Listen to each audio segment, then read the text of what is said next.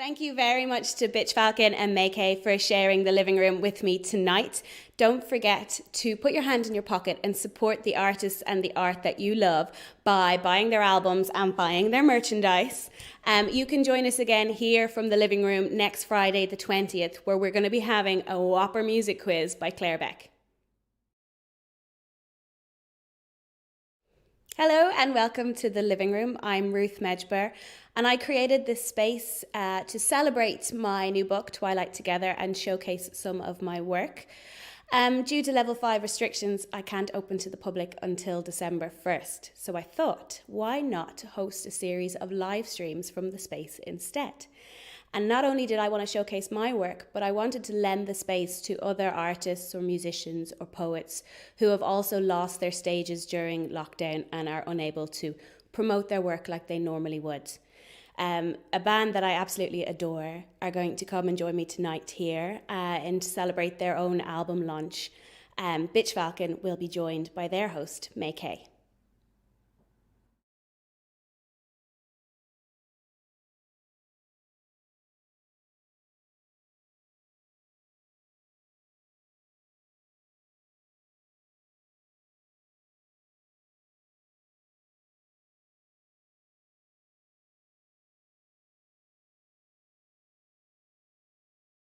To be around other people, having been in Kildare for lockdown 1 and in Dublin for lockdown 2.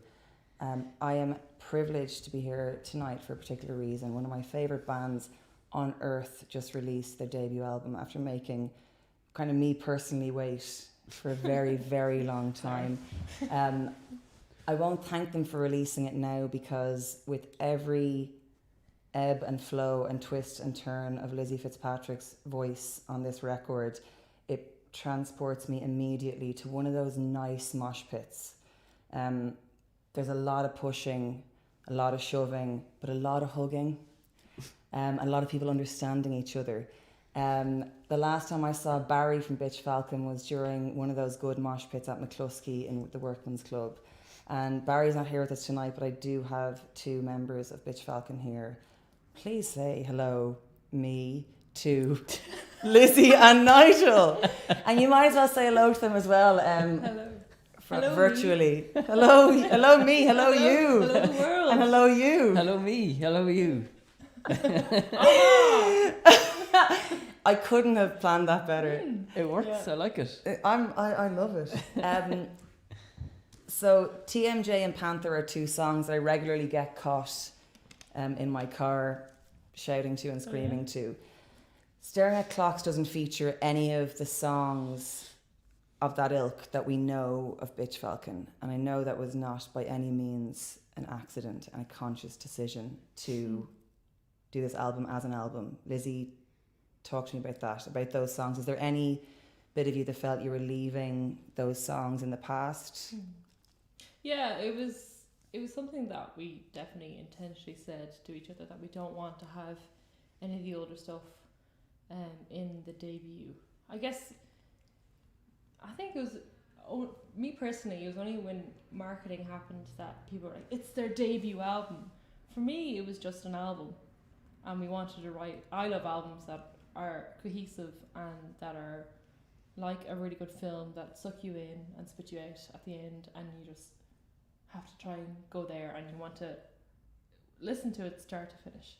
And you couldn't write an album, personally, thinking that with the chronological, historical kind of input of old stuff. So I think it was my intention just to write a good album. I think that was the challenge for me, and so it was less about a debut album for me anyway. Do you think that as well? Yeah, I think that kind of accurately sums it up, in that there's so much history and everyone is referring to the history, and I totally understand that, because it's been a while, like. But when we were writing that, like, especially all of these songs were written with the 3 of us, with Barry, and it felt like a new band when we started writing stuff, and it was just kind of like, cool, like, this is a really good song, and then there was another really good song that we liked, and then all of a sudden you had 10, and it was like, all right, we should just fucking put out a record, like, and these songs really go together. So yeah, it's weird, like, haven't really thought about that side of it until after it's come out, which is weird. And then obviously the breath of fresh air that was Barry, maybe it would have been really difficult to consider things before him to be in the same almost lifetime as this. I think one of the things that I've found hard as a songwriter is to maybe have that pressure of what people expect of you in your songwriting, and it's a pressure that no one actually puts on you except you put on yourself, thinking I have to write a song because the last song was like this and has to be very riff heavy and it's not like our old stuff. What are people going to think? But now at that point I think we were all just sick of that, and we're just like, just write what we want to write. And why are we were holding ourselves back, I think, for a long while, just been like, no, that's not really, maybe that's too mellow, maybe that's too dreamy from what we were before. I think before we were so like in your face, and I still love that stuff, but it just wasn't that. I was going to say, you're not in your face now, if that makes you feel any better. It's not exactly. Yeah, like it's still. It's not a shrinking violet type of sound. It's still dreamy. It's dreamy. You know, rather than. I guess there's less reverb. There's more reverb now. Kind of end of interview, by the way. Is that it? There's reverb now. I thought we'd get reverb. to there after at least 45 minutes. Thought it'd take a bit longer. But it is. I think it's. I don't know. Is it a bold move to leave things? I don't know how to say that. Nigel, do you feel like you're leaving those songs behind, or to your mind, like, would you include TMJ and Panther in a live set if you were to play one tonight? I think as long as it was an expectation for us to do it, because like ultimately, you know, when we would play a gig, that's about you're entertaining people. Do you know, like, it'd be really shit if we were just like, oh, we're just writing songs for us, like, and we're gonna play whatever we want. And okay, you can think like that, that's grand, but at the end of the day, like, there's people that are taking time out of their day, they're traveling, and they have favourite songs that they want to hear, and like TMJ is definitely going to be one of those. And although they're not on this album and they were written a long time ago and we've played them a lot or whatever, like, you do still enjoy performing them, you know. So I think the album had to be about the people who wrote it, and if we were to include anything else, it just wouldn't make any sense and it wouldn't feel right either. And it's not your concept of an album anyway. No. Sounds like it's not how you would view an album to be, which is a particular slightly time elongated snapshot. Well, like, it is a snapshot. Yeah, in my head, it shouldn't be a compilation in my head. That's awesome. And then hopefully then there's one day of the best of. Yeah, because that's when that stuff could come back into play. Well, again. there's actually stuff that we played in the set that has never been recorded. Yeah. That were actually, you know, people were like, I really like that song. Like, yeah. God, we're all useless, really. I mean, we should just be playing kind of a set of 6 songs that have been perfectly recorded and released in as a plan. Well, that was the start of the band as well. That, like, you know, we got a lot of buzz very early on, and we didn't have enough songs, so we were just like, we have a gig coming up. We need to write a song for this gig because we don't have enough time. We have 14 we just minutes. Were like, I remember they were minutes. Yeah, it was like can you play a half an hour set? It was like, we can play a 20-minute set at a push, with a lot of me making stupid jokes in between. I feel like you're telling me the start of me starting things myself. Not really, exactly it. Yeah. And then about 6 months later, it's like, you're talking a bit too much. That's only because he wrote 3 more songs and I hadn't adapted. Yeah, I know. Yeah. Now we don't talk anymore. That was a change, I think, from the old stuff, from the new stuff. A lot of stuff was written for gigs so we could fill up the time to be able to play these amazing shows. Like, we got booked for great stuff really early on, and then we were able to play live well, and we were able to record, like, write a show for live, but all those songs were written for live. This was written as an album, so that was the difference. And, you know, I really like Lizzie saying things like we're able to, as if they're not unbelievably brilliant at it. And we might take a look now at music video for one of the tracks off Staring at Clocks called Damp Breath.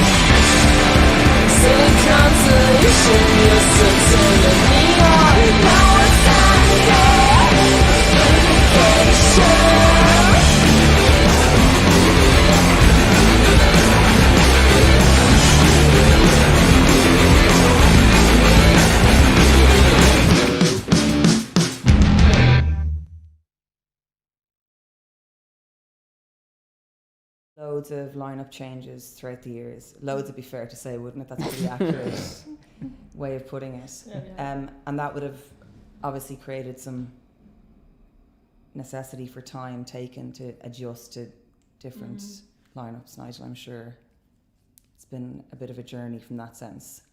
Yeah, because originally, like when Lizzie started the band with her friend Fia, it was a 4-piece. And when it then went from a 4-piece to a 3-piece, so there was like, how do we play all these songs that 4-piece plays as a 3-piece? And you take time to figure that out, and then you have to start trying to write as a 3-piece instead of a 4-piece and make it sound really big and heavy and have as much of an impact as it normally would live as a 4. And then, you know, that took time, and then Naomi left, and then it was like, okay, so it's the two of us now, and we need to find someone else that fits, that we can get on with, write with. That took a bit of time, and then, you know, we... and then hour-long gigs. It wasn't just half-an-hour gigs. We were getting booked for, like, Body and Soul, like, Midnight Circus, big gigs. And we hadn't put anything out except for a couple of tracks. So they were like, oh, do an hour. So we're like, we need to write songs to fill an hour. Like, so that, like, took into time. And we're just like, we need to write a show that long. It was quick for us. Definitely for me. I hadn't been in a band before. Like, I just played guitar in people's leaving certs, so like, it is such a big difference. No, like, it's such a a big huge difference jump. So between writing a song that's 3, 4, 5 minutes, however long, to putting together a show, that's the difference. Yeah, and you can have all 3 the songs and then you and have a show. And how, like, so we got load of gigs in those years. Like, and a lot of the time was like, we always put away time to write. We always were like, no, we're gonna write now, and then we get a good gig. And it would always happen. It would always just like, oh no, okay, you're going to do other voice music training. Like, I remember Martin Byrne laughing at us because we were just like, well, we said that we were going to write now, but if a good gig came up, we'd take it. And he goes, I think this is a good gig. And we're just like, yeah, okay, yeah. We're just like, can someone just tell us that we need to fucking do it? Like, and it's like, yeah, it's grand, yeah, cool. There's a lot of that going on. So this led to you meeting Barry, and Barry was originally a guitar player, which I always think is a really interesting transition for someone that is chooses to play guitar and then turns to bass, because they play differently. They're more driving in terms of melodies and songwriting. That's such a generalization, I know that. Don't kill me in the comments on that one. It's just my experience of it. But people who go from guitar to bass have a way of they strum chords on a bass more than maybe a bass player would. So tell us about what Barry brought on the lead up to the album. I loved his melodies and loved the darkness that he brought. Like, it sounds so lame, but no, he brought this different side that was just, I guess he's used to playing in like grindcore and black metal. He was like in his own band called I Lit Your Face, the best band name ever, and Alter Plagues, he was a guitar player for them, and so he has that kind of side to him. But then, you know, when we started playing with him, we were talking about Beach House and Kate Bush was a big Fuck one. Buttons, Kate Bush and stuff like that. So he has all that as well. So there is a great depth to his songwriting that really brought to the table. You know? That's such a span as well. Kate Bush, Beach House and Fuck Buttons is a beautiful. Oh, like he would be blaring Kate Bush in the van anywhere. Like, he loves everything. He's just a mass consumer of music, you know, and I think we all are to a degree as well. And to have all of those things in the pot made the difference. I think you can really hear it on these songs. But, you know, apart from like how good he is and how he attacks the bass differently, like it almost becomes a lead instrument on the songs, I think. It's very prominent. And like, it was interesting because like it just created all of this space. So it was like everything, all the low end, loads of rhythm is coming from this, and then it just felt like it opened up this entire canvas for Lizzie to just create these ethereal worlds that you could just fall into and get carried away. And I don't know if we had that before, and I think it feels like that when I listen to it now. I'm just like, listen to all the things that Lizzie's able to do, because Barry is just doing all these amazing, cool, like kind of like guitar lines, but not like they it's like do he's serve a bass well. and guitar. Yeah, he's like a bass and a rhythm guitarist too. Yeah, because it serves the I think the requirements of a bass, like what you need as a bass instrument in song, but it gives you so much more to latch onto. Totally, I think people should start with the guitar and then go into bass. It's a perfect formula.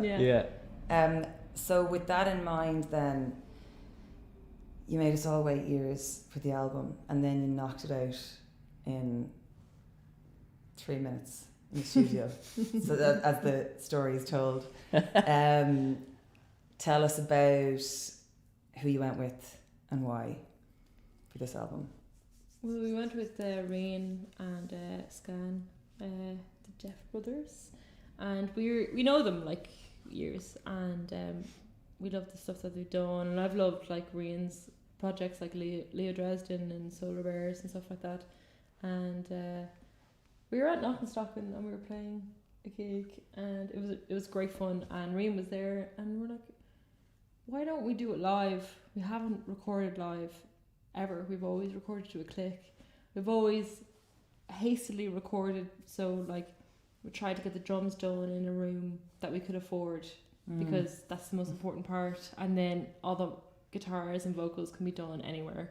So we'd have a day of recording in a nice room for the drums, and then we'd go into our studio to record. And Robin Ball did a great job on like Wolf's Tooth and Syncope and stuff like that. But it was nice to maybe approach it in a different way, because we're known as a live band. Why don't we record live? Why are we recording so clinically? So that's what we were chatting about at Knockenstocken, and then we decided to meet up with them for a couple of pints and got a bit sloppy, but it was great. Yeah, that was kind of, we went to a pub on Drury Street. Yeah. And the lads were like, what if we went into the room? There were like 10 songs. We're like, yeah, what if we went into the room, tracked a whole song in the day, and then had a rough mix by the end of the day, and then that would be that done, and you'd move on to the second song of the album. And that sounded like a really interesting approach. We hadn't done anything like that before. So that's what we kind of set up for. And then everything was set up, everything was checked. We started doing some tests, and then we just started doing takes. And it was me, Lizzie, and Barry in the room. And, you know, the first song was done in half an hour or 20 minutes, maybe. Which is kind of a novel approach for anybody who's like who's listening, that maybe doesn't understand the difference, that traditionally you would spend the first couple of days doing drums for everything, then bass, then whatever else, guitar, whatever on top of it. We did it all together, that's it was Motown vibes. It was the first time we'd ever, it was always done separate. It was drums to a click, bass in, maybe the odd bass take with the drums. But once we got that first take done, I can't even remember what it was, the first one, but we just laced into the rest of them, and we were going to do a song a day, but then we were like, no, let's just the vibe get was it good. done. And I've heard that Rihanna and Scan are amazing for working at a pace. Oh, yeah, they're quick. Yeah. Without sacrificing any sort of quality or they're comfort. Both very adept and very quick, and they know their studio so well. The last thing you want is to feel like someone's pushing you through your stuff. It worked, because like I think all 10 songs, the main instrumentation was done in 4 or 5 days or something like that. Yeah. And then that we were just, I remember when it happened, we were just kind of like, party? It was just like, so we had a couple of mini parties, but then it was like, okay, now we have so much time to like, you know, mess around with the instrumentation. So like that's when all of those additional things started to come into the tracks and that you can hear. And then it was kind of onto vocals, and it made a huge difference. I think ultimately to the sound of the album was that time that we had to experiment. Well, let's watch a video of a really good example, I think, of that extra time and how it might have been used to add additional tracks onto something. So Gaslight, the bit of time we spent before this chat, we've mainly talked about that song, and it's a great example of like you say, Nigel, the sound of the album came down to that space that you were given by the efficiency of the Deaf Brothers. Yeah. So let's take a look at the video for Gaslight.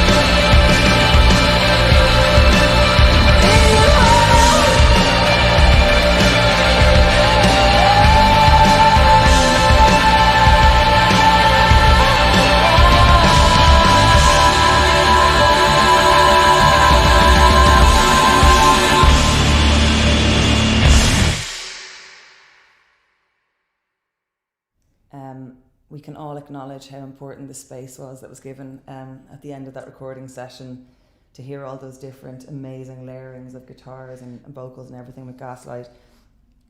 Just to speak chronologically for a second, I definitely want to come back to talk to you about the vocals and well, we could talk for the rest of the year about the vocals.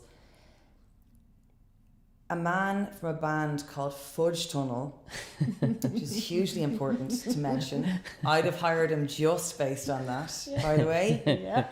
A guy called Alex Newport, who's worked with At the Drive-In and Politics, two of my favourite bands on earth, but quite importantly, someone who is able to take a bajillion things and I don't understand how to make them sound Yeah, and he does it beautiful. all analog. He doesn't use any like plugins on his software. He does everything through actual units that he puts the sound through. So it's all going through something like that. So that was kind of interesting to hear. Like, what's it going to sound like? And it sounded great. I don't know if it's just in my head that I'm like, oh yeah, Hollywood. it's analog. So Yeah. of course, yes. I've Sorry, got- it's analog. I've gone through that worry so many times. where Yeah, I'm it's not like, yeah, I take- can hear the difference. yeah.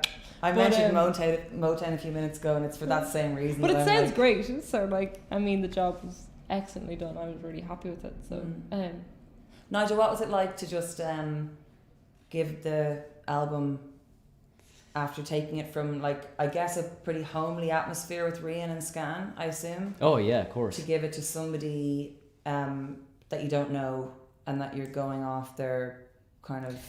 Yeah, you probably have experience with this, but like we've done remote mixing in the past, and I think when the last time that we did it, we were like, we're never doing that again. Yeah. But we kind of sent out the mixes to a few different people, and Gaslight was the kind of the benchmark for it. So whoever could get that sounding the way that we wanted it to, thought that they would handle the rest of the album really well, because particularly that thing that Lizzie does with the guitar at the start of that song, that sounds amazing in the room, but it's really hard to get that to cut that So way. is that what through you the mix. wanted when you're saying that the way you wanted it to sound? Is that what you mean, that you want them to get it to sound like that vibe in the room? Yeah, or when it was, anytime it was played live, you know, and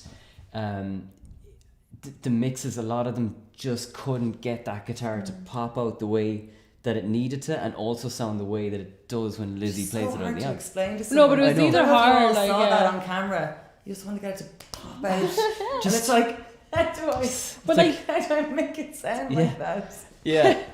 But like no, I felt like with the guitar, like that guitar line, it has. I'm using like a Fender Blender pedal that like just absolutely like ruins your guitar sound. It's great, and It's perfect. yeah, it's absolutely what I wanted. It's the And, kind of pedal that sound engineers come up and go, would you not Just take that Oh, out. here. No, oh, Yeah. Get like, out yeah. of the Yeah. building. But like it was hard. Is either they went with the low end, and different engineers that either went with the low end that didn't have that kind of attack in Yeah. it, or they went too high that just sounded like a crash. So it was really hard for them to actually balance it, and I feel like Alex did the best job. Yeah, and we kind of like, we were pretty tough on the engineers in that we didn't give them a lot of ideas. We were like, just do what you think should be done with yeah. this. And then they just went off and did it. So everyone had the same chance at mixing this the way that we wanted to. And then we knew that whoever did it without much instruction got what we were trying to do. So we got a ton of great mixes back, and that was what made it really difficult. And I don't want to sound like the end of Bake Off here when they're about to send someone home. Do you know, it's like everyone was really good, I've but got they the were horrible really I was good. just job of thinking, telling you. if anyone's watching that's in a band that's about to approach the process of, I think this is like unbelievable advice, to be so sure of what you want. Yeah, I think that's the best way, because if you're telling a mixer what you want, you have to give them some kind of reference, because Yeah. it's daunting for a mixer to try and do something. But you know, an album is, you know, you writing it, you recording it, your performance, the engineers capturing it, and then it's also part. The album is the mixers as well, and the masters. Like it's definitely, you know, 15-20% the mixer. They Yeah. wrote the album as well in a way, because they put their mark on it. And if And you so you kind of changed want it- and you want to link up with someone that Yeah. has the same idea as you. Sure, and it's a team as well. You want everyone to Yeah. be part of it. Yeah, Yeah. 'cause if you I don't want to tell someone what to do every 5 seconds. Just be Yeah. like, I don't like that. You know, like if you're Yeah. especially if you're remote mixing, you want them to get what you're thinking. Yeah. If you're on the same page from the get go, then you just trust them. And what Lizzie's saying there, like about, you know, the process being a part of the end result, like that's absolutely like spot on in that. If you took Reen and Scan out of this, if you took Alex out of this, if you took me out of it, put someone else in, Barry out of it, someone else in, Lizzie out of it, obviously, and someone else in, it's not going to sound the way that it is now. So like it is really important that, you know, Reen and Scan and Alex, they're as much a part of this album, and their input and their vision lined up so much with ours that that's how it sounds now. And it's massively important. Like they cannot get enough credit for how that sounds. And Lizzie, you ran out of time in the studio with recording vocals, and what happened next? Well, like, I was right. I'm a big critic of myself in terms of writing lyrics. I don't really appreciate my own writing. I just don't have the confidence yet to just be like, yeah, that's amazing, I guess. And so when we got to the studio time, I thought I had everything down, but it wasn't really practiced enough. And I think when we got there, there's a couple of songs that we had played live loads, and I was able to get them down fast, really fast, because once they're practiced, I don't need that long to do them. But there's some songs that I was watching loads of, like, you know, recording documentaries of different bands and just being like who? oh, like it's a bit lame, it's Foo Fighters. Super lame, actually. It's not just a bit lame. No, but like, joking. but like, it was actually, you know, it was like, no, we're gonna do it live. We're gonna do it in the studio, or like, you know, Fleetwood Mac or stuff like that. Like, oh, it all happened in the studio. It was magical, and I was you know, I think I was banking on that a little bit. I was just like, I was a bit apprehensive. I was a bit scared because it was all on me, you know, all the vocals and stuff, and I wanted to take that. It's not that I wasn't able for it, but I still found it quite daunting. It was a big hill, and I think a lot of the lyrics reflect that as well. It was kind of about, you know, imposter syndrome, feeling that. But sorry, to just, because we've got loads of people sending in wonderful questions and comments, and please continue to do that, by the way. It's like the most live we're ever going to be for the next while, so please continue interacting with us. Mark Nash was wondering about the inspiration behind the lyrics for Damp Breath, or even actually, he says the inspiration for the song. So he loves the vocal delivery. The delivery, the delivery was a lot of like kind of Kathleen Hanna kind of stuff like that, like kind of, and B-52s, like that kind of fun. I was like, I hadn't really done that much in vocals, and I wanted to try and explore that.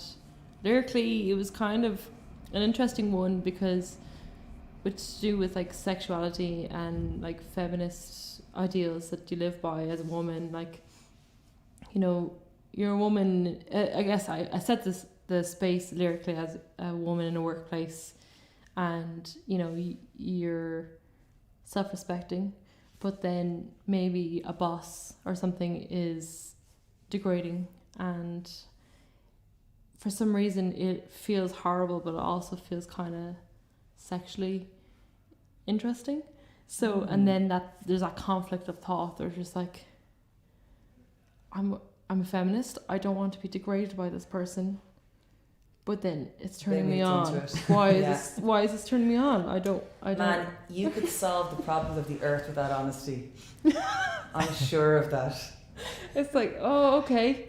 Can we just say we're not acknowledging the behaviour, but like if we could be honest about this, yeah. I mean, it's a big conflict, because then you don't want to really say it as well, because you're like, I'm a feminist. I am not going to be told by anything, but tell me anything.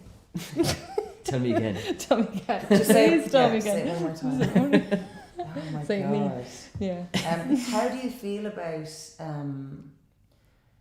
and this is the truth. I've read people describe you in this way, but I independently felt this way, that there are Bjork moments, and I also really hate doing that also, I don't mean to say that you're Bjork or Bjork's you or whatever, but there are moments when you absolutely coincide with those. And it's not explosive vocally. It's like your heart is actually just explodes. How do you feel about those types of comments? Well, I guess it makes sense because like Bjork is a big inspiration of mine, and I think for the album I really loved all the Death Grips remixes of Bjork, and they had this intensity along with her emotion, and that was something that I really wanted to try and capture. So that was, yeah, like when people say Bjork, I'm like, I love Bjork, like she's my babe, like, so yeah, absolutely. And I love her timbre of her voice because there's something so sweet and so melancholy as well. Like, but that's the same with Victoria Legrand from Beach House, like it's something so melancholy, and I really wanted to try and have that as well. That it's just like I just wanted to pour that emotion out, really, like. And that, honestly, that's the truth. When I hear you on those higher notes that are like, it's almost a cry in them that you're screaming, but there's no, it's a release of something. It's not, there's a purity in the top of it that isn't a struggle at all. It's really wonderful. And that's the same way I would see Bjork. And it's kind of like Sicilian funerals. Do you know when like they... I wasn't going to say that. You're like... Yeah, you were just... Do you know what I mean? No. No, I remember an interview with Lady Gaga, and she was talking about that years and years ago. I was obsessed with Lady Gaga, still am.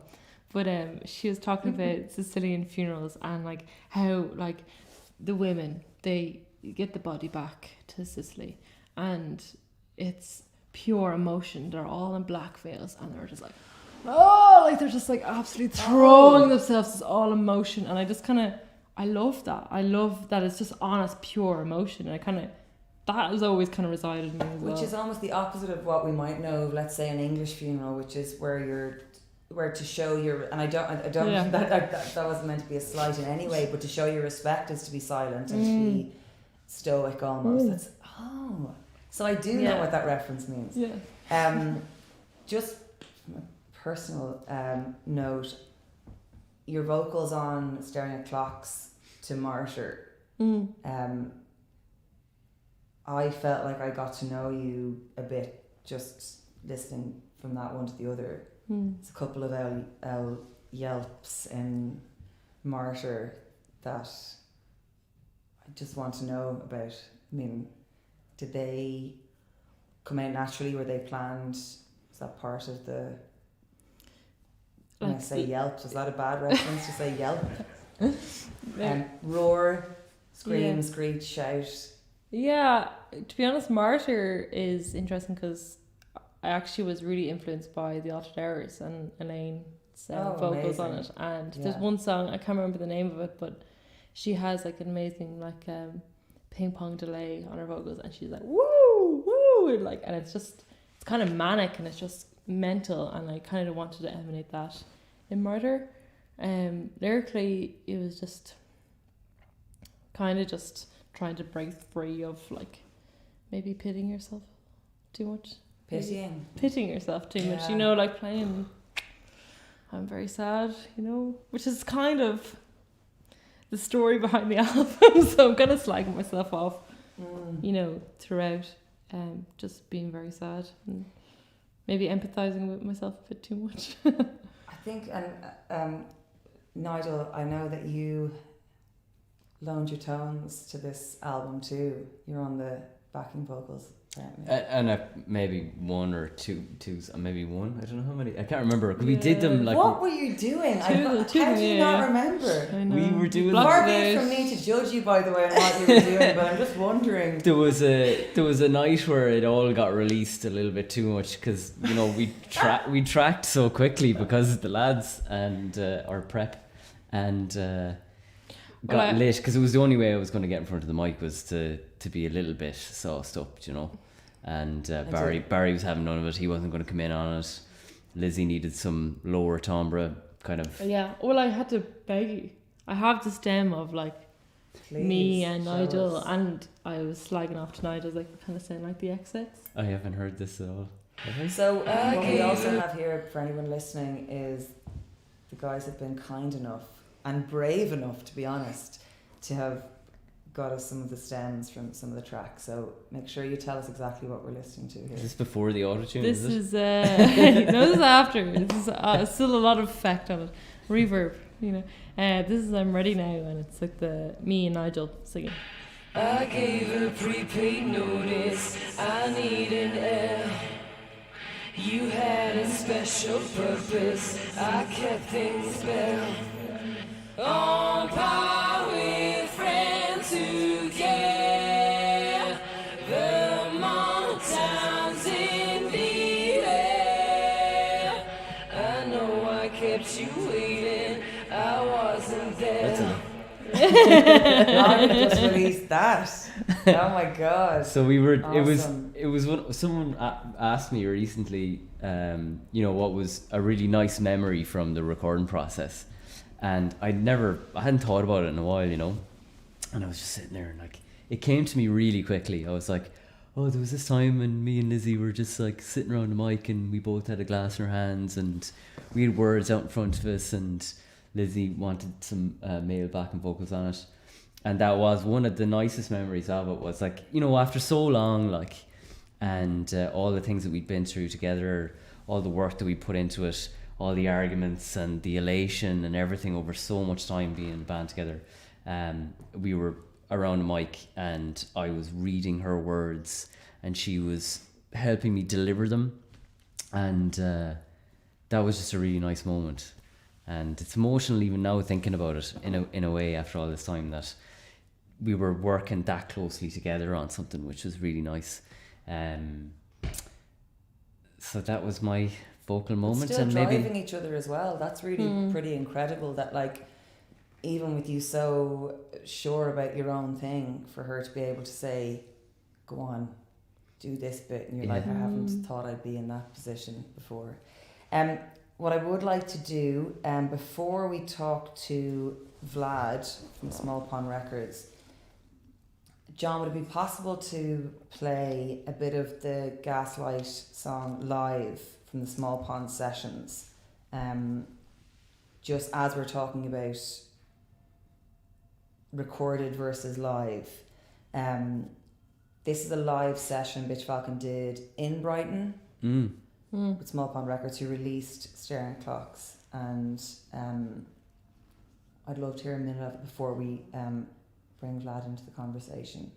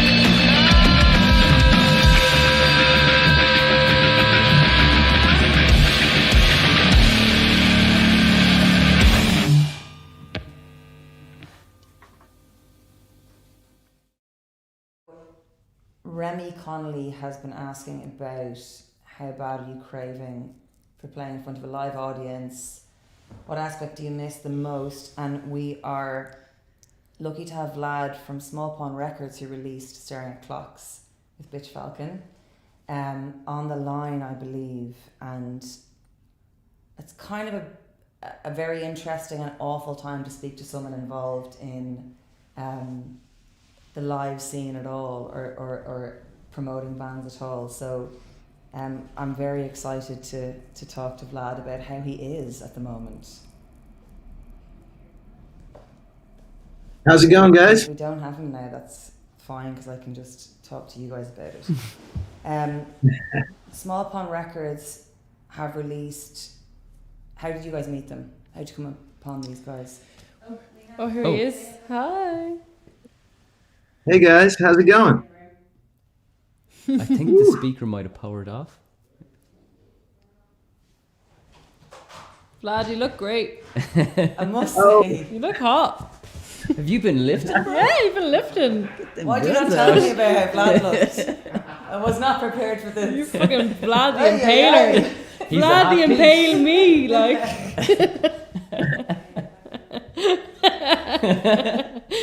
Oh, how are we going to deal with this delay, actually? Well. Vlad, Hello, hello. You guys hear me Vlad, now? have How we about got you now? in Dublin? I got you. Can you guys Okay, hear me? let's go back to the room here and we let you guys work it out. So Arlen Nilpoint. you have no point of reference, I guess. With all due respect, you have no point of reference for releasing an album before it, but you have to release it during a pandemic, right? I try to say positive about these things. It's a nightmare, right? You don't get to do the thing that you want to do, which is like all the build up, all the blood, sweat, and tears, and then you release it into the public, and then you don't get to play it live. So, as honest as you can be, how does it feel to do that?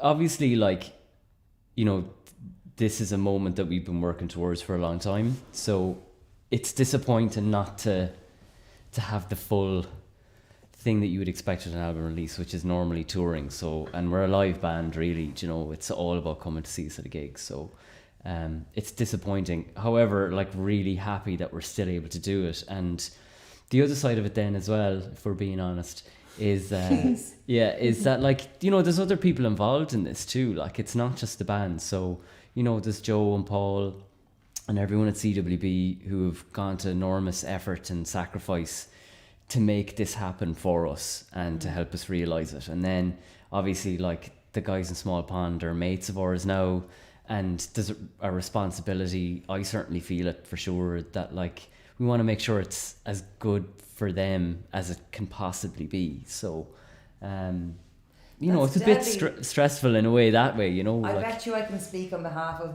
Joe and Paul in Small Pond when I say that, like, I don't think, I hope it's in the majority, but not every band knows that it means as much in so many ways to the band that does to the guys in the team. yeah, because like, people, by the way, I don't mean guys as in men. Yeah. I mean people on the team. So do you feel a pressure with that?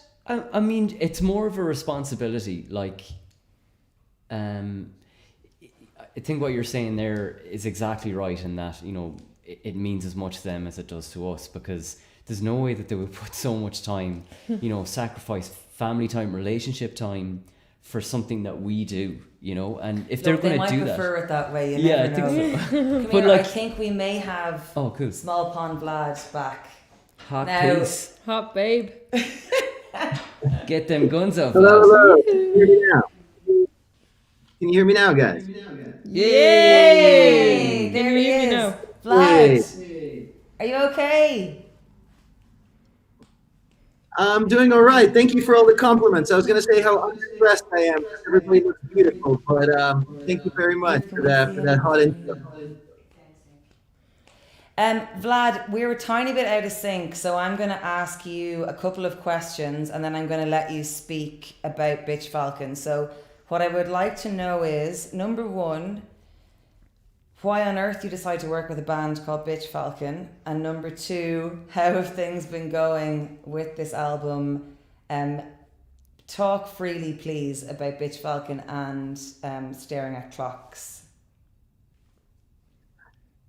All right. Well, I met them on a tour several years ago, and they just blew me away. The first show that we played together, I remember we were supporting a band called Weeks, And I remember it was an audience that was just there for my band, and I was filming up in the backstage. And I remember when they finished playing their first song, I just bursted out laughing and laughing how great it was.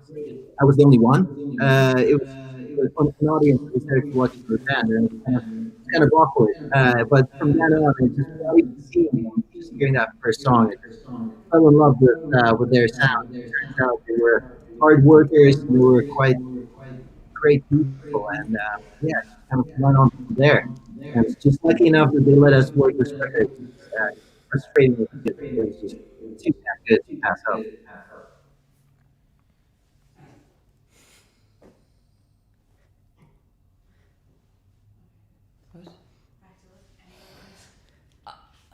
I mean, I can feel his enthusiasm through the screen, but unfortunately, the sound just wasn't strong enough there. Ooh. Vlad, send us some comments. I'm so sorry, but I think, just for the record, that's Vlad from Small Pond Records, who released Bitch Falcon's album.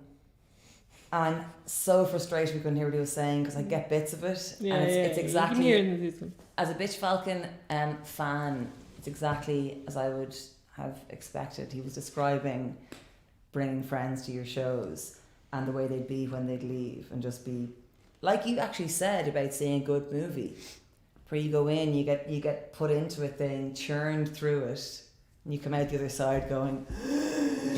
So what a wonderful guy to have as part of your team. Yeah, I hope he's included when you say the album wouldn't exist without. Oh, for sure. Scan, Maria, and blah blah. I assume Vlad and Dave Small and Pond Liam, are yeah, included. Yeah, like they're, because I guess you know what Vlad was saying, and that was that we actually ended up in a tour together with supporting a band from the UK called Black Peaks, and they're in a band called In Technicolor, and we got on really well with them, had a great buzz, and we found out that they had this label called Small Pond, and we had to go and play The Great Escape at the end of 2018. We had to. I was sorry. I wasn't going to say that. I'm glad. Sorry, I'm glad you said it. I was like, is that a Galway turn of phrase that I don't know about? It means we really wanted to. At gunpoint. But So then we were forced to play one of the biggest. Joe dragged us over by the in legs Europe, to Brighton. You won't get away with anything in here, Nigel. Be careful. But no, their HQ was in Brighton, and we were really looking forward to going to play The Great Escape, but also to hang out with the lads because we hadn't seen them since we played, and to see everything that they'd built, because they just decided to put out music that they liked of their own bands and their mates.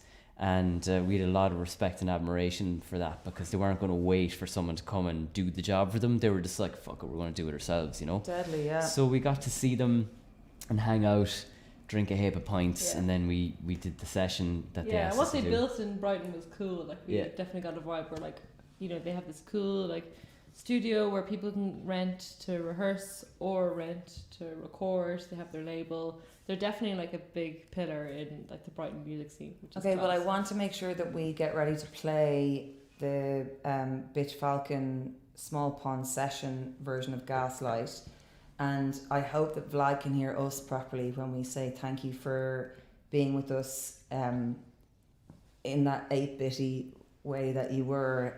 We feel your enthusiasm through the screen, and what an amazing idea as well for a label to, I mean, there's a lot of questions there to be asked, but like to be in a position to say, as CWB are, to be able to say, do you know what, we're just going to try and do this and see what happens, and we really like the way this is. That's just, and like, that's I mean, the ethos. We like this. You've We seen like the their vibe. Gaslight, the Small Pond session. Like, the sound of that is unreal. Like, the engineer that they have working there, George, is a legend. Can I just say as well, you take no credit for yourselves at any point. it's all smoke and mirrors. Okay, John, if you're ready, we'd love to see that live, a clip from the live session from the Small Pond sessions in Brighton of Bitch Falcon's Gaslight.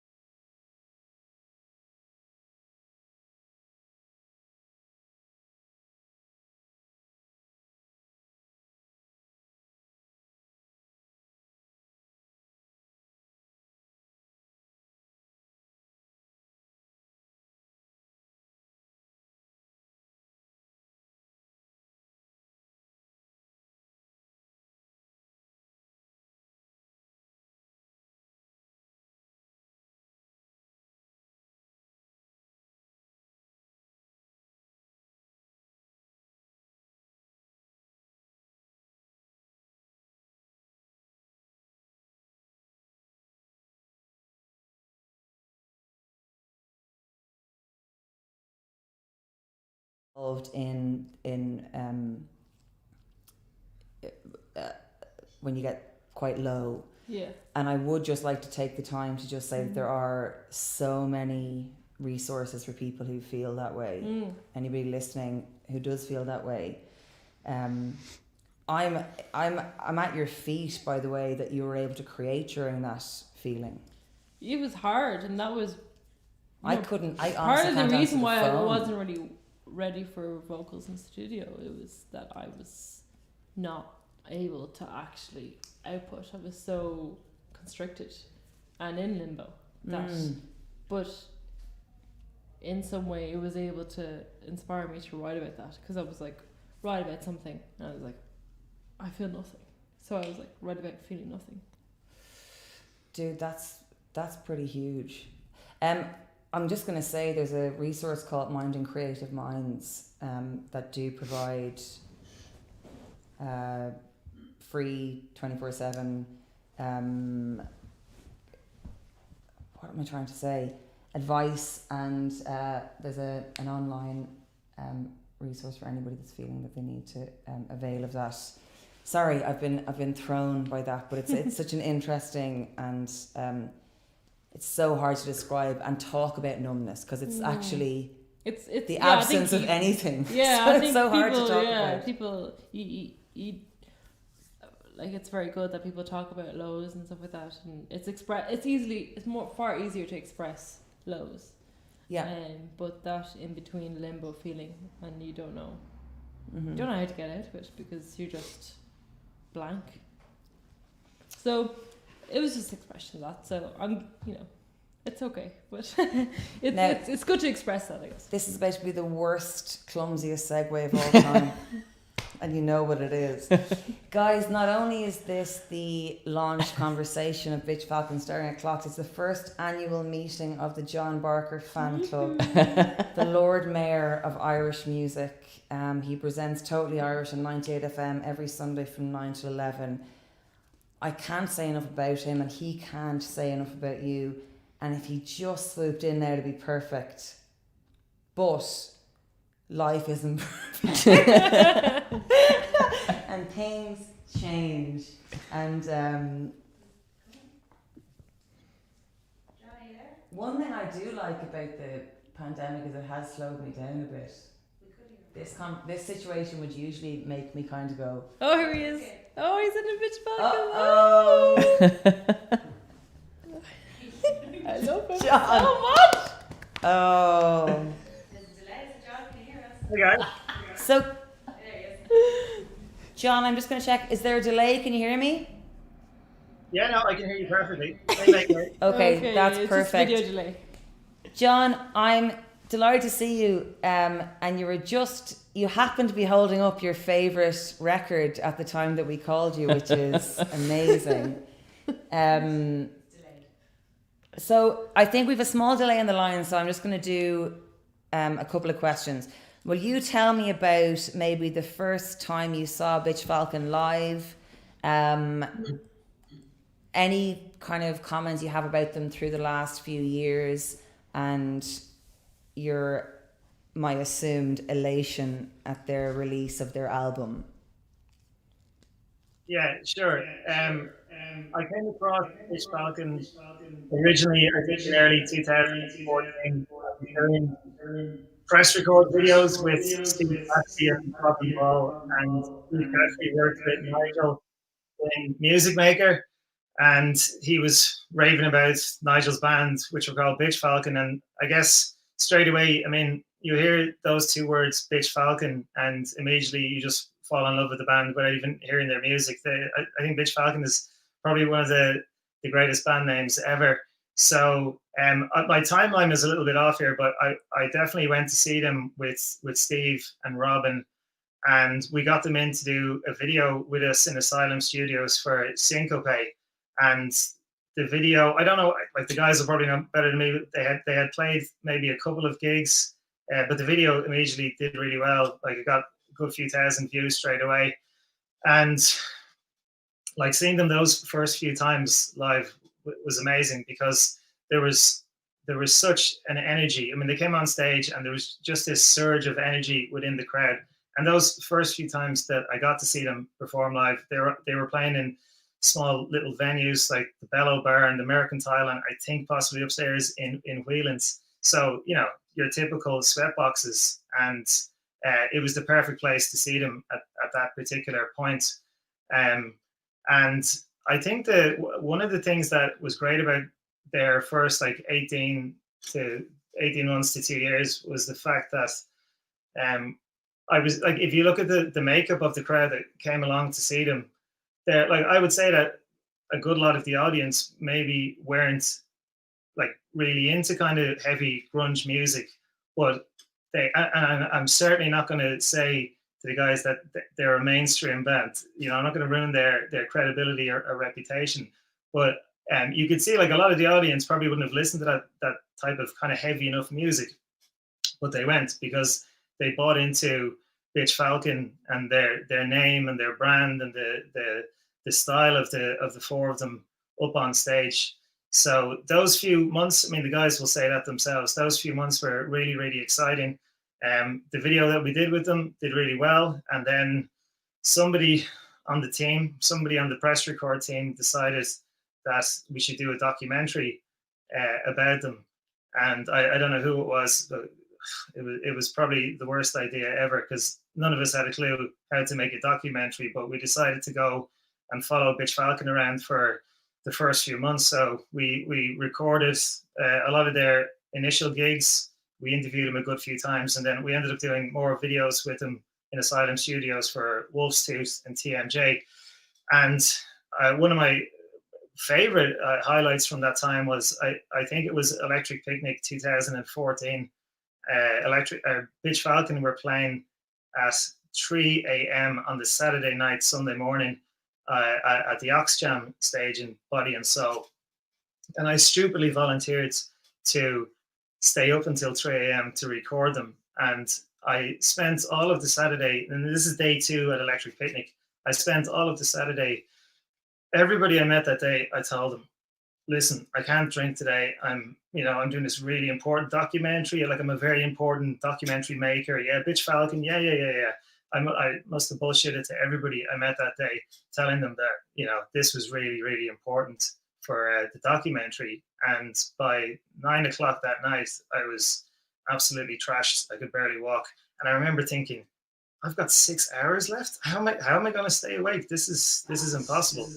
And somehow, a miracle, at Electric Picnic, I don't know how it happened, but somehow I found energy from somewhere at Electric Picnic, and I managed to stay awake for the next good few hours, and I got to record them at 3 a.m. playing this tiny little caravan with absolute head the balls everywhere, jumping around the place. So yeah, it was lovely to see them in those initial kind of 18 months to 2 years, because there was so much buzz about them. There was so much hype. And I mean, Lizzie and Nigel have said this to me before, that there was nearly this unrealistic expectation that happened to them, where people just expected, because they had done so well initially, that people were kind of surprised nearly that, hey, how come you guys don't have an album out? How come you're not doing a world tour already? You've been going for 2 years.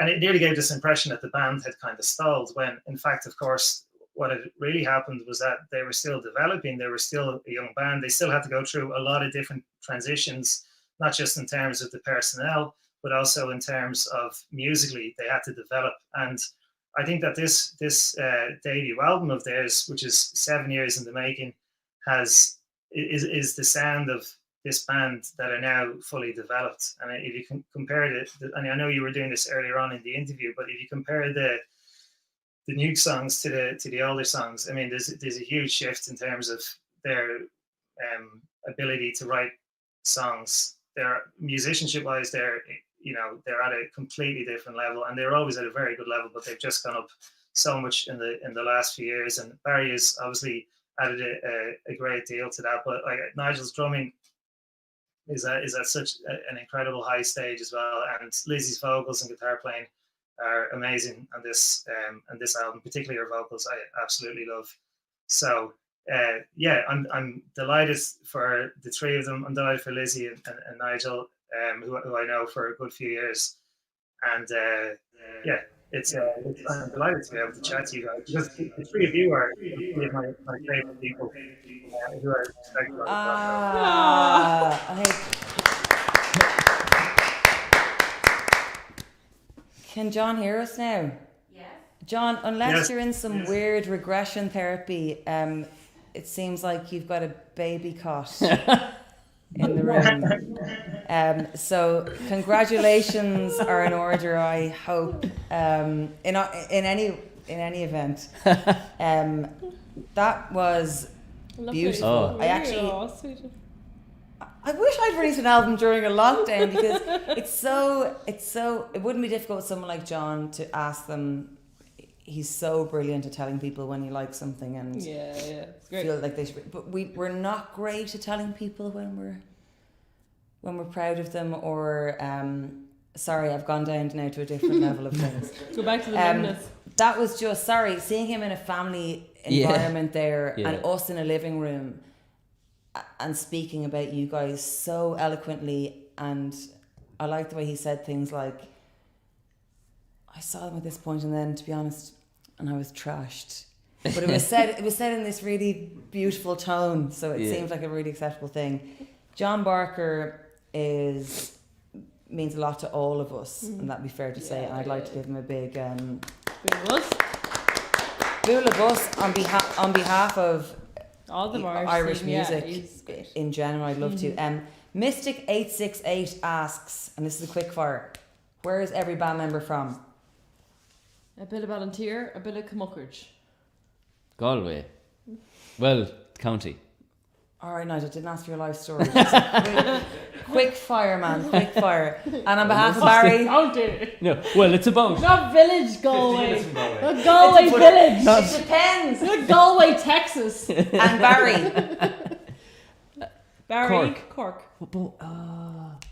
No, Nigel, no. Sorry, shit. at all. Cork, Texas. Don't ask me anything. It'll go on for ages. Again, I would like to say a huge thank you to John Barker for his time on that, and his time in general with Irish music and bands. Yeah, as I said, the Lord Mayor of Irish music, he is as passionate as it gets. And I could see him with the mayor medallions, couldn't you? With those Can we make that excellent jeans, Can we make that good happen? quality jeans, and I love the way we say that. Can we make that happen? please. Now that we're Ruth, make it happen. Can we get some anyone medals? could. Can we get some mayor medals in, please?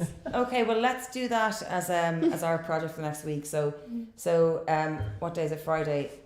Sunday week. Tuesday. John Barker is going to be wearing a mayoral. Hazel Chu will just lend her. No, that's not. No, I She was will going for a lend way her more mayor. realistic.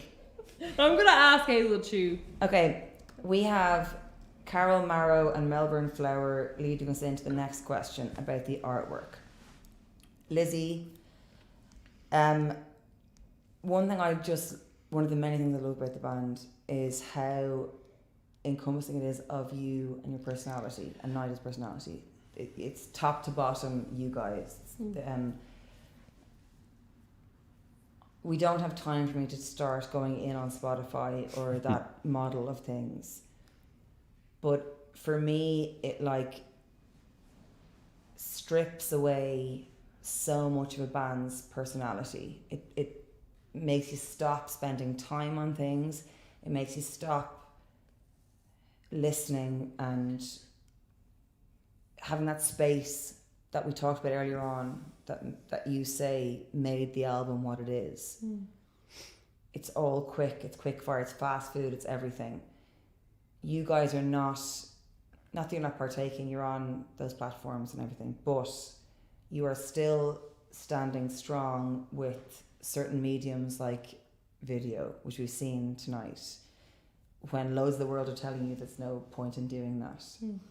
Artwork is such a huge part of Bitch Falcon's persona. Yeah. So let's discuss Jelly. Yeah. Well, I had gone through a lot of artwork ideas, and I've always liked to do the artwork for the band. like first and foremost from like a financial point of view. Like it's not that I just wanted to just be me. Like I would be happy for a lot of artists to do our work for us, but it's just expensive, and I want to pay artists. I don't want to just ask for a favor all the time. So I was just like, look, it'd be easier if I do it. But then it comes into that situation where we're discussing what's good enough for the album, and so it can be a bit heart-wrenching sometimes when you're just putting loads and loads and loads of different examples out. And deep down, I know that's Examples not good. out to your band. Yeah, just to like kind of be Okay. like, what about this? And no, and like that's okay, you know, and like that's Interesting. Can I just quickly, because I know we're going to talk about this a lot. yeah. How does that feel, Nigel, when Lizzie knocks something off you and you're just like, because you've spent so much time together and gone through so much together, when you're just like, I know this person so well and I'm just not into this idea, I'm just going to say no. Well, Go it's on, you dickhead, just say it. It's difficult, but like no, it's for the better. Why are you so mean? It's for the better. It's to make things better. Isn't it? it's hard. Like it's like Sorry, I know it's for the ultimate goal, but I Yeah. mean, it's tough to do. Yeah, I mean, like when you care about someone and they've put so much time and effort into something, and they've got it to a point where they like it enough and believe in it enough to present it to you. Mm-hmm. And like, you know, I think we've gotten to a stage now where, you know, it's not personal if you don't like something, but I think we're also at a stage that it's not a negative thing. It's almost like, not to sound like a fucking 2020 American corporate situation, like there's no negative feedback, but it's like, I wouldn't have thought that if you hadn't said it. Oh, by the okay, way. great. Now I think. yeah, of course, obviously. That makes sense. But that it like, you know, there would have been maybe Now I'm on your side, by the way. there would have been several ideas of artwork that would have been pushed back. There would have been several versions of all of these songs that are on the album that would have been Sure. pushed back. And that's to create space and room to create something better all the time. So I think we're at that stage now where if it's like, oh, it's cool, just don't see it for this. What about if you changed a little bit or tried something else, and you get the idea that everyone just goes, oh, I holy think shit, that's the thing. It's always And that's been what in happened. our writing with music, that like when we write a riff or write a part, we're like, I like it, but you could do better. I So have you- to say that I hate to cut across you, but Yeah. ultimately for me, with Bitch Falcon and with this conversation and the couple of hours we had before this conversation, it's the Lizzie and Nigel communication for me. That's the beauty of the whole operation, is that you can say that. You can say, because the baseline is, I think you're brilliant, but that's crap. And I think Like, I mean, it's not I think as- you make great decisions, but that one wasn't great. We know that deep down, but like, you know, I definitely have It hurts all the time, like.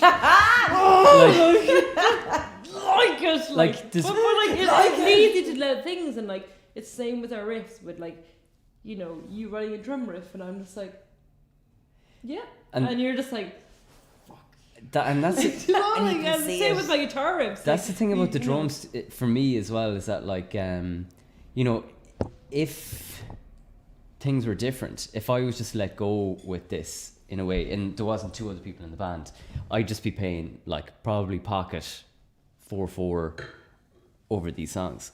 But like, Yeah. you've Barry and Lizzie just going, oh, It's grand. it's too straight. I'm like, okay, it's like, just do something weirder. Ironically, yeah. And it's like the songs on this where you're like, you know, if anyone else in any other band played what I played on this, they'd just be like, you've lost the gig, get the fuck out, we'll get someone else in here. And your syncopation, I've always said. Well, I wouldn't understand that, but No, I just said it because I don't know. Oh, do you understand do syncopation? you understand? Me? Of course I don't understand syncopation. Wikipedia. Let's talk about this album cover, Yes. please. But actually, I was trying those ideas, and then it was actually my girlfriend Emer that she suggested. Yup, Emer. You, hack age. She was What did hack age. It's her second name. Oh, sorry, I was like, I don't understand the reference. Emer ni I hack don't have age. this in my notes. Sorry. It's just No. Irish language. Talk But to me. no, but she was saying, sorry to everyone, I'm drunk now. But she was saying, oh look, we need to. I was like, I need to create something. I was like making all these things, and it wasn't really hitting the mark. And I knew it wasn't hitting the mark. See, I would send all these things, and I was like, oh, Yeah. I like them, but You not feel enough. it in your gut. And Emer said, maybe. She was like, oh, you know those jelly things, because I love all those, 50s Sorry. this- salads. You know those in the 40s and 50s. There was like this Tumblr page that they put up about all these 1940s and 50s America, these salads where they're encapsulated in jelly. So like loads of lettuce and weird like things. Incredible. And I felt like it was just like it was so mundane that was depressing. It was super depressing. And so Still I is. felt like it kind of captures the So tell album's vibe. It was just like, it's beautiful, it's so vibrant, but it's so depressing. So tell us how you created that. I got lots of gelatin. I got loads of like jelly. Jelly didn't work. Need to get gelatin to get it like firmer. My mum was staying in the apartment, and I had to take everything in my fridge and just like fill it up with jelly. And just like the place was full Guys, of jelly. this, can I just say straight to camera, this is real life. This is DIY. This is, if you want to make it, make it. Simon Merriman just said, when should we expect album number 2? Shut up. Tomorrow. We are... Tomorrow. or tomorrow. Tomorrow. Calm down. Listen. We are talking about her. Simon The needs to process sell of tickets, freezing okay? Jelly is what we're talking about. That takes days to begin with, let alone an album. I'm sorry, Emer Hackett. Yup. We just say for the record Sorry, we're that reading some comments on these things here. Simon Merriman is a legend, Sorry, by Lizzie, the I way. do want to make sure that we just finish on the fact, please, on this comment though. Yeah, the Not jelly, finished entirely, So but we did complete it, this. and like the background was a fuzzy blanket that we still wear in the winter time, and it was great because I work as a nurse, and so I was able to get I work in operating theatre, so I was able to get loads of surgical blades. So I put all the blades and put loads of ink into the jellies, and was able to make some kind of cool. Would be confusing to the listener, for you to say what you just said. Sorry, So, what were we talking Just about? but just for anybody who doesn't know that Lizzie works as a nurse, also, which is an amazing thing. No, don't. Please don't. Yeah, I work feel like as a I've nurse, created a comfortable space where you felt you could just discuss. Did you say surgical something? Yeah, I work as a surgical nurse. Yeah, but operating like theatre. you can't just say that. Surgical blades, yeah.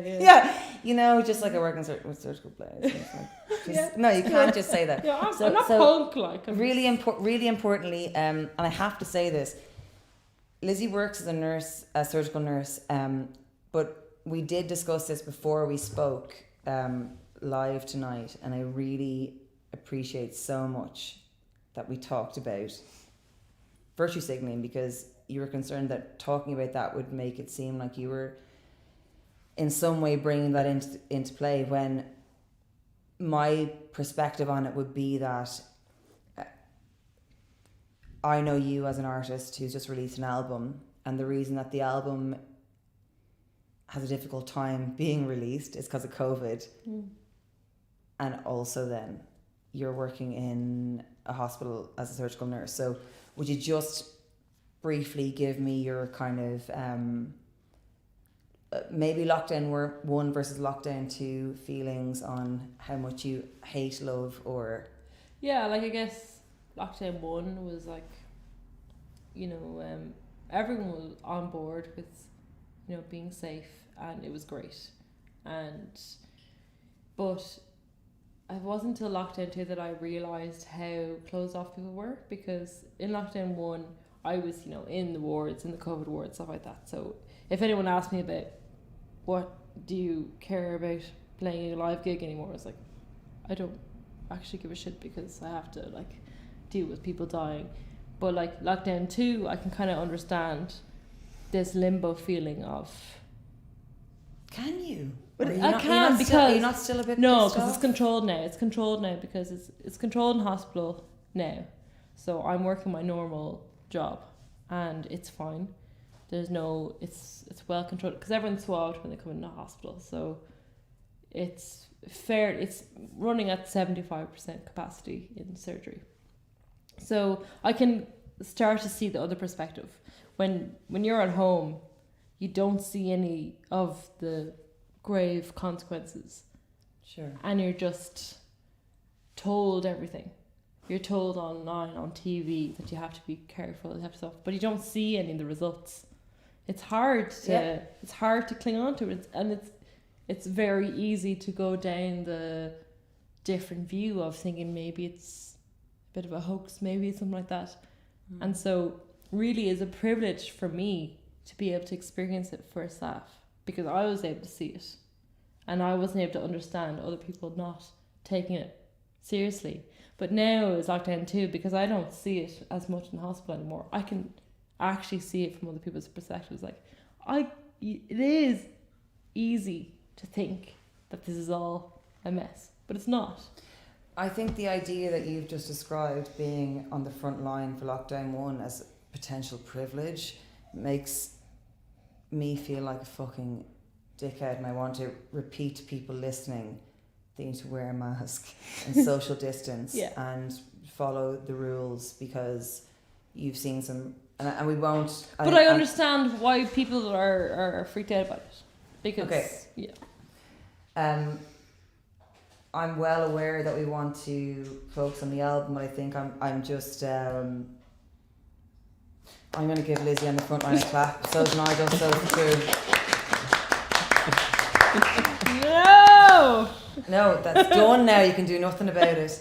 If you could, let's do this. So I think we're okay. Lovely comments. Okay, so I'm going to give you guys 2 answers each. Kira's, I'm going to do what my mum does. I ordered a Mango Mathman t-shirt the other day, and it came to my house. My mum said, I said, who's it from? She goes, Mangox! Anyway, Kira K02 says, if you could have a mini festival, what other Irish bands would be on your headliner list?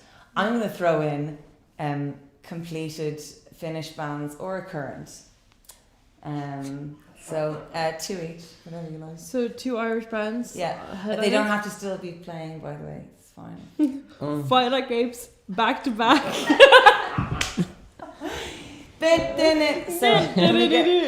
Now set off the fireworks routes. So Close up on her face, please. Sorry, thank you, but please. 2 Irish headliners. Oh, current. well, I would say My Bloody Valentine.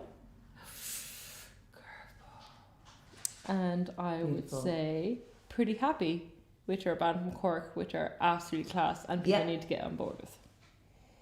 Deadly. Nigel?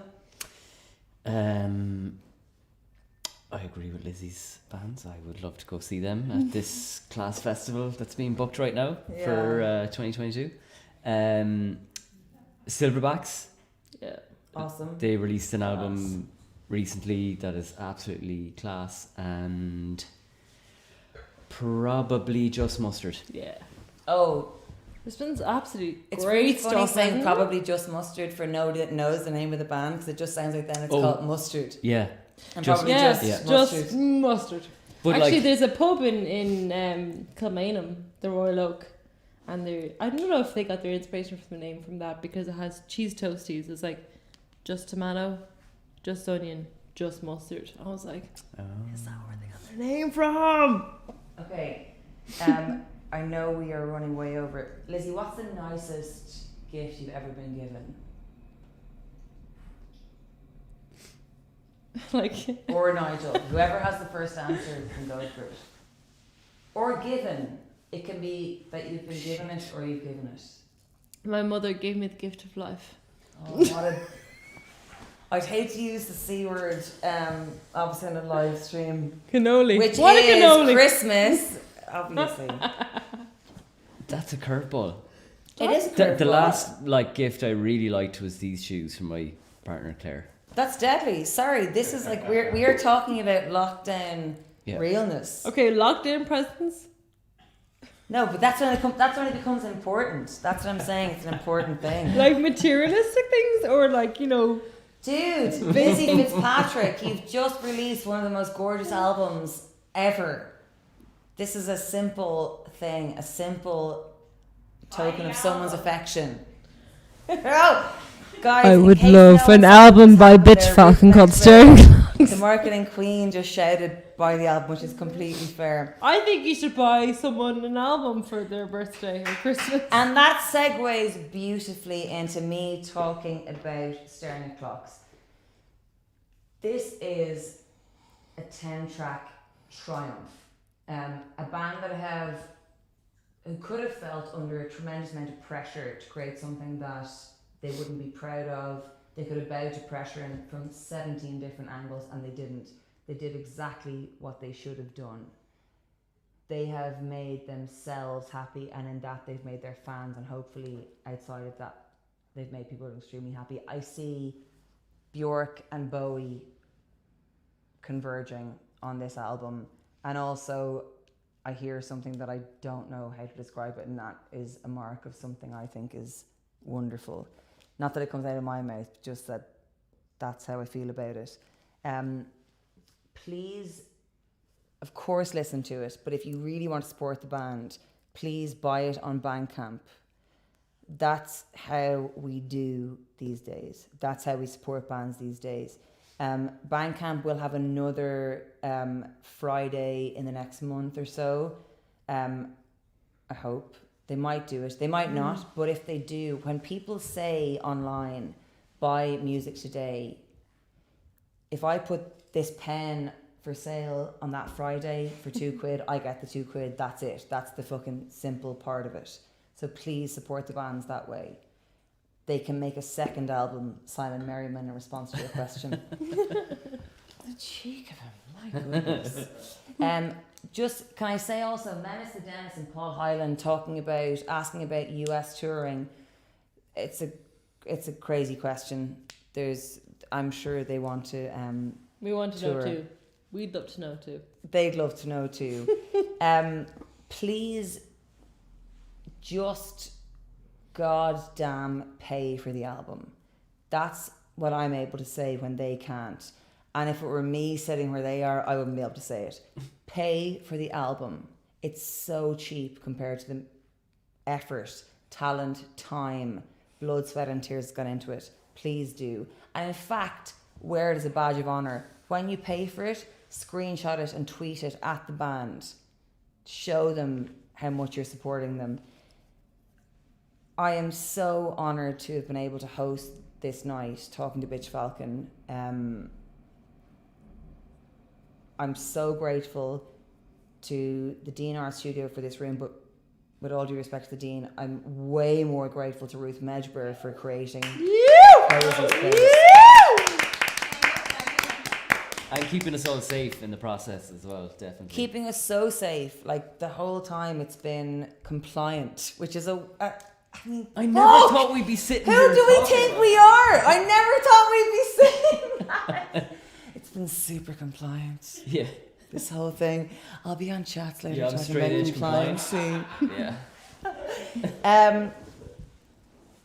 Yeah, I can't say enough about you guys. You've inspired me. Actually, you've inspired me to dance more than anybody else, and I that means an awful lot to me. Before we go, I'm going to leave you on. First of all, to say thank you to anybody watching. It's a complete privilege to sit in front of people sitting at home and have you tune in and spend your time looking at this and listening to this. We're going to go out in a video. For the first time, you're going to see the video from How Did I Know, track from Staring at Clocks. And Nigel, thank you so much for being here. Lizzie, thank you so much for being here. Lizzie, tell us about this video before we see it. This is a collection of a lot of videos of us like at different gigs, different festivals, on tour, and then a lot of GoPro videos with Nigel, and then we went down to record a lot of demos for this album down in our manager Joe Clark's studio in In Ballyhane. Yeah, so Give it up for we- CWB in Yeah. Ballyhane. Give it up. Home of the herd. But we all got pissed and we had a great time, and we decided I to. can't imagine it. I know, yeah. And we decided to make a video for Controversy by Prince. I think Is that Nigel what it was like recording me, so there's a lot of buzz and a lot of like live gigs, and so I think the whole video is just to kind of get people ready to see some live gigs again. Thanks, guys. Stay safe. Wear masks. Let's get ourselves at least back to level 3, if not level 2. Staring at clocks, bitch Falcon in the living room. Good night. Mwah. Thank you.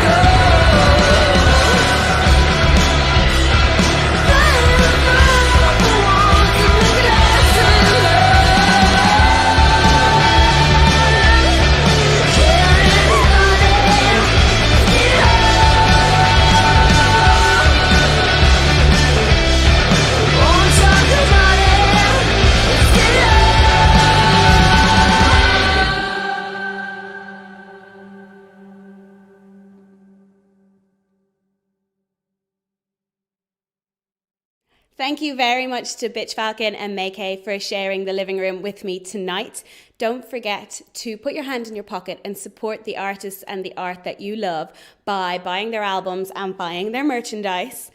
You can join us again here from the living room next Friday the 20th, where we're going to be having a whopper music quiz by Claire Beck.